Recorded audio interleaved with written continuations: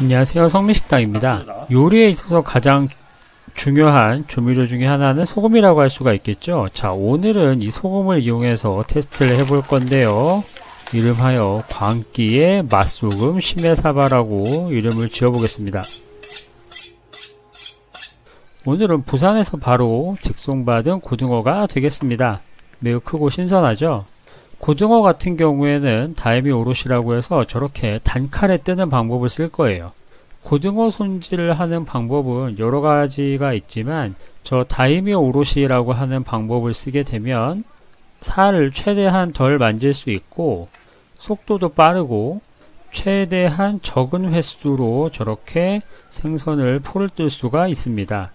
가급적 위아래로 쓱싹쓱싹 하기보다는 당길 때만 칼을 밀어주고 다시 밀 때는 칼을 움직이지 않는 것이 깨끗한 표면을 만들 수가 있어요. 무엇보다 다이미 오롯이의 가장 큰 좋은 점은 빠르다는 거죠. 고등어가 크면 클수록 갈라지기가 쉬운데 갈라지지도 않고 선도가 아주 좋았어요. 뱃살을 자르면 안 되니까 저렇게 살짝 뱃살을 들고 손질을 해주시면 되는데 제가 받은 고등어 같은 경우에는 한 마리당 1kg 언저리 되는 녀석이었고요. 부산에서 바로 내장과 머리를 떼고 보내주시는 물건이에요. 그래서 비교적 비싸지만 가정에서는 손질의 번거로움을 줄일 수가 있겠죠. 이렇게 포를 뜬 고등어는 소금에 파묻어야 되는데요. 오늘은 맛소금을 한번 써볼 거예요. 생선 숙성을 할 때 소금을 쓰는 경우가 많은데 과연 맛소금에 저렇게 파묻어서 조리를 하면 과연 어떤 맛이 날까 매우 궁금했습니다. 그래서 저렇게 고등어에다가 맛소금을 마구마구 부어서 맛소금에 고등어를 매장시켜 주세요. 이때 소금이 아깝다고 느끼실 수도 있는데요. 소금에 절이면서 고등어가 가지고 있는 여분의 수분을 뽑아내고 살을 더 탄탄하게 해주는 효과가 있습니다. 그 고등어 자체가 가지고 있는 수분이 비린맛의 원인이 되기 때문에 저렇게 소금을 최대한 이용해서 작업을 해주는 거죠. 선도가 좋은 경우에는 식초를 쓰지 않고 저렇게 소금에만 절였다가 헹궈서 먹는 경우도 있습니다. 자, 이렇게 한 마리 반을 맛소금에 절였으면 나머지는 한주소금이라는 정제염을 쓸 거예요. 정제염이라는 거는 순수한 소금만 모아둔 건데요. 염도가 일정한 편이고 입자가 곱기 때문에 조리에 쓰기 굉장히 편리합니다. A few moments later. 소금을 절이는 동안 배합초를 만들어야 되는데 오늘 같은 경우에는 고등어에 소금이 하는 역할을 보는 것이 중요한 목적이기 때문에 다른 부재료는 일절 섞지 않고 환만 식초에다가 물을 1대1로 부었어요. 그리고 저 조미액을 고등어가 잠길 정도로 부어주시고 그 위에 키친타올 한 장 올려두면 위에 뜬 부분 없이 고등어가 식초를 충분히 머금을 수 있겠습니다. A few moments later. 15분이 흐른 시점에서 저렇게 꺼낸 다음에 앞뒤를 한 번씩 뒤집어 주셔야 돼요. 그래야 식초가 골고루 고등어의 몸 여기저기에 잘 스밀 수가 있겠죠. 세 쪽 다 작업을 해줬습니다. A few moments later. 총 30분간 절인 고등어는 저렇게 건져서 채반에 넣고 여분의 식초를 닦아 주셔야 합니다. 식초가 너무 많이 묻어있는 상태에서 보관을 하게 되면 겉에 있는 식초가 계속 생선 안으로 들어가게 되면서 겉은 익고 속은 익지 않은 고등어가 만들어져야 되는데 겉도 익고 속도 익은 그냥 익은 고등어가 만들어지기 때문이요. 그래서 저렇게 해동제로 한 번씩 더 싸서 랩핑을 하고 저렇게 정체를 표시해 주었습니다. 24 hours later. 초생강을 곱게 한번 다져주고요. 시메사바는 하루 정도가 지난 후가 훨씬 더 맛있는데요. 각각 한쪽씩 이렇게 꺼냈습니다. 과연 얼마나 잘 됐는지 한번 보시면 이렇게 기름이 살 사이에 가득가득 찼네요. 맛있겠죠? 자, 이제 먹기 전에 갈비뼈를 저렇게 제거를 해주시고요. 배 쪽을 살짝 잘라서 정리를 해주고 가운데에 있는 가시 같은 경우에는 저렇게 호네누끼라고 하는 가시집게로 제거를 해줄 수가 있어요. 살을 잘 만져가면서 빼먹지 않고 다 뽑아준 다음에요. 심해가 잘 된 고등어 같은 경우에는 저렇게 살살살 떼내면 껍질이 아주 예쁘게 벗겨집니다. 시메사바 같은 경우에는 살이 약간 무른 편이기 때문에 도톰한 두께로 썰어주시는 게 좋은데요.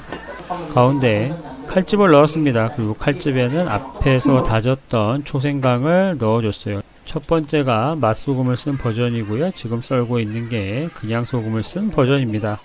자, 과연 이것의 차이가 있을지, 무엇이 맛있을지 너무 궁금했어요. 검은 접시가 맛소금, 흰 접시가 그냥 소금입니다. 자, 테스트를 해보죠. 자, 일단 하나씩 먹어보기로 했는데요. 기름이 영롱하지 않습니까? 다시 봐도 군침이 도네요. 차이점을 맞춰보세요. 일단 뭐가 더 맛있는지부터 얘기해줘.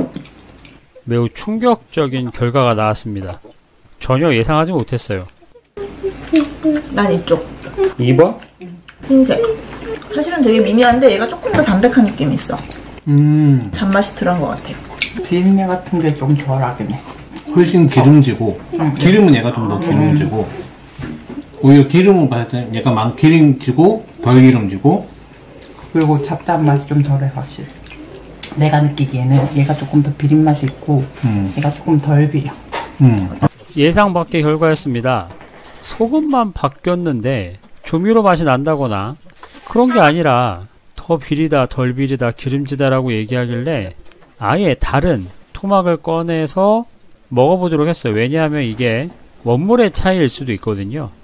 그래서 다른 조각의 심해사과를 꺼내서 다시 손질을 한 다음에 이번에는 초밥으로 먹어보기로 했어요.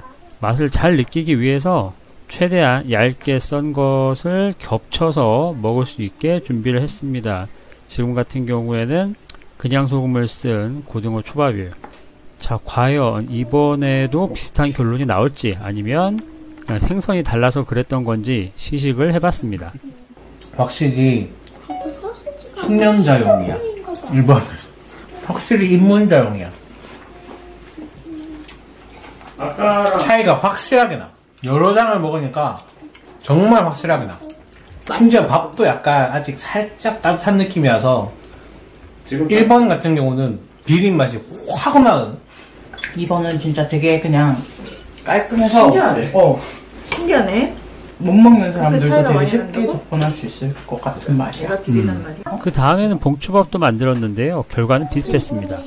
제가 신기하다고 느꼈던 점은 당연히 맛소금을 쓴 쪽에서는 맛소금의 특징이 어느 정도는 나올 거라고 생각을 했거든요. 뭐 감칠맛이 세다, 아니면 뭐 느끼한 맛이 난다, 이럴 거라고 생각을 했는데 그냥 소금을 쓴 쪽보다 오히려 더 비리다, 더 기름지다 같은 의견이 나왔어요. 이러한 경향성은 제 경험으로 미루어 봤을 때 소금의 양이 부족했거나 소금을 절이는 시간이 짧았을 때 생선 안에 있던 수분이 덜 빠져서 좀 비릴 수도 있고 또 지방도 덜 빠졌기 때문에 더 느끼하다고 느낄 수도 있거든요. 자, 그래서 나라는 감칠맛은 안 나고 왜 기름맛과 비린맛이 나는지 의문을 아는 채로 다시 한번 시식을 부탁해 봤습니다. 밑에 소금이 있거든요. 뭐가 맛소금인지 알 수 있어요? 당연하죠. 먹어봐요. 1번. 맛을 되게 오래 보시네요. 그럼요. 진지하게 임해야 돼요. 네. 2번. 잠깐만요. 몇 번이 맛소금이에요? 아이, 쉽잖아요. 몇 번인데요?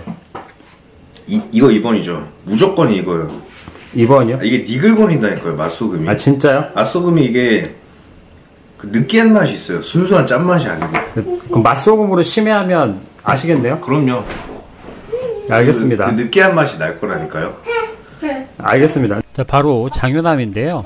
자칭 해산물 중독자라고 얘기하는 만큼 차이를 알아챌 수 있을지 궁금했습니다. 네, 초밥용 네타를 뜨고 있는데 옆에서 얇게 뜨라고 하도 잔소리를 해가지고 최대한 얇게 썰어봤습니다.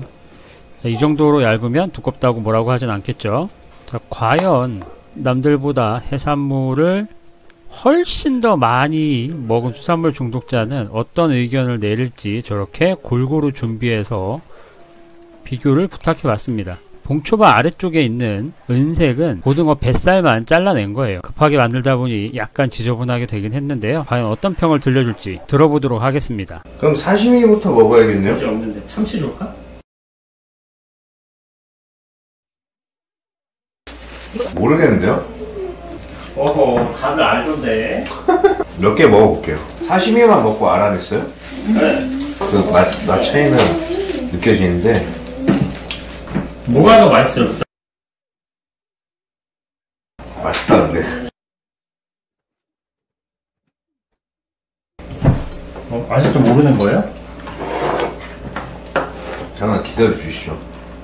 아빠 제 얼굴 보이죠?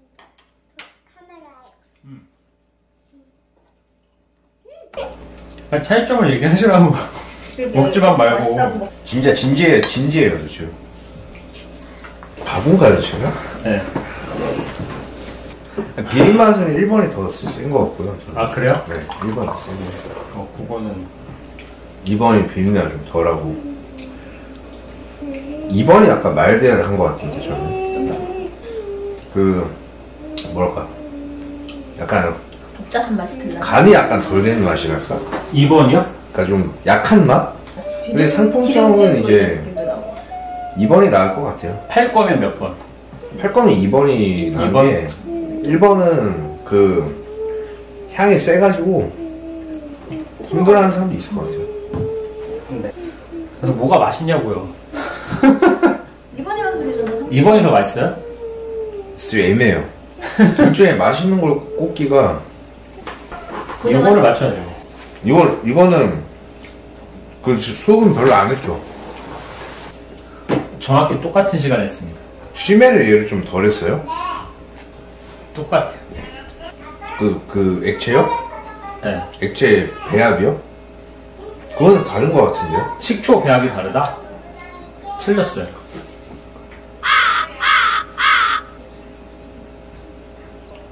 모르겠어요.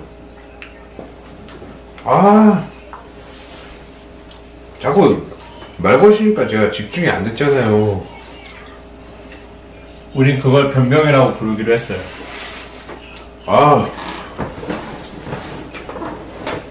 그러면 이 맛소금이 약간 느끼한 맛이 있기 때문에 네. 무조건 알 수 있습니다. 그렇군요.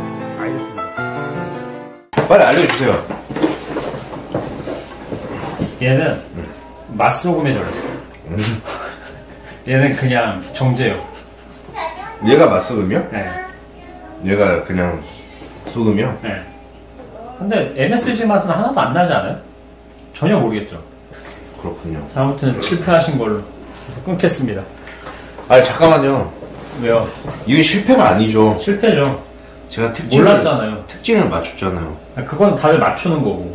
맛소금 맛이 안 나는데 이거 어떻게 맞춥니까? 자존심 상하십니까? 네. 이거는 이런 것도 화가 납니다. 화가. 이런 것도 모를 수가 있어요. 네? 화가 납니다. 부들부들. 자, 이렇게 해서 맛소금으로 심해사바를 만들면 과연 어떤 맛이 나는지 테스트를 해봤는데요. 결론적으로는 맛소금 맛이 안 난다. 그런데 이러한 결과가 나온 까닭을 곰곰이 생각을 해봤는데요. 맛소금은 MSG와 소금이 섞여 있기 때문에 정제염보다 염도가 낮아요. 그래서 똑같은 시간을 절였다고 해도 염도가 낮은 소금으로 절였기 때문에 생선의 수분 배출량의 차이가 생겼고, 그 수분 배출량의 차이가 비린내를 더 잡느냐 잡지 못하느냐를 결정지은 게 아닌가라는 생각이 듭니다. 그래서 굳이 심해사바를 만들 때 맛소금을 쓸 필요가 없다는 결론을 얻었고요. 그냥 가장 싼 소금을 쓰시면 되겠습니다. 자, 이번 같은 경우에는 소금에 절였다가 씻어내는 과정이 필요한데, 과연 흰살 생선 같은 경우에는 맛소금과 일반 소금이 생선의 숙성에 어떤 영향을 줄지 다음에 꼭 테스트 해보기로 하고요. 자, 오늘은 두 종류의 소금을 쓴 심해사바 영상이었습니다. 자, 다음에도 재미있고 유익한 영상으로 찾아뵙도록 하겠습니다. 좋아요, 구독, 알림 설정 부탁드리고 안녕히 계세요. 성민식당이었습니다. 쏙!